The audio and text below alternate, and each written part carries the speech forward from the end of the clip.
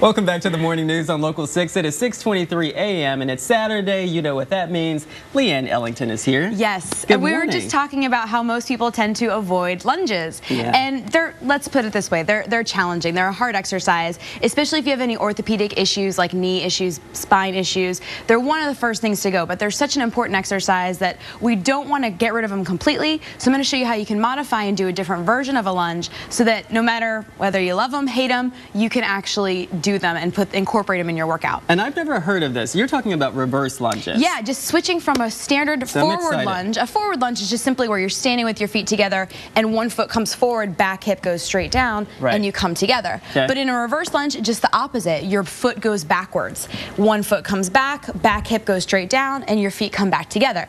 Now, the reason that this is better for your knees is simply because when you lunge forward, all of the pressure goes on your quadricep, on your knee, whereas in actuality, you don't want to put all of your weight on your knee. It's a smaller joint than your hips, your glutes, hamstrings, quads.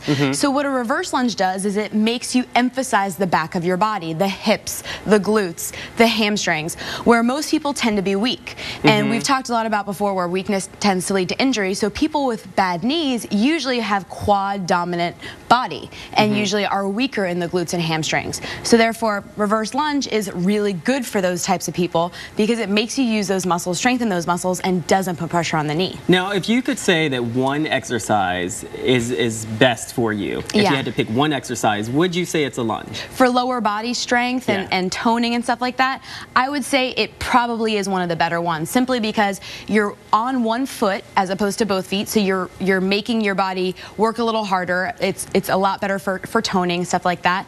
And it's a more challenging exercise. You're going to be able to vary it more. So I would say if you were to get to have one exercise to definitely incorporate for toning, gaining muscle, all that good stuff, I would say a lunge would be a great one to choose. Well, I'll tell you what, I need to rethink my plan because lunges are always the first thing to go. Yes, they are. But you know what? They're really good to incorporate core stability as well, which we've talked about is huge. So when in doubt, do the reverse lunge. I won't steer you wrong, Lewis. Don't worry. Good. Okay? I trust you. I trust you. Well, and we all want those abs. So, Absolutely. Pun intended. Well, let's lunge on over to meteorologist Julie Broughton. And if anybody's going to be working outside, so can the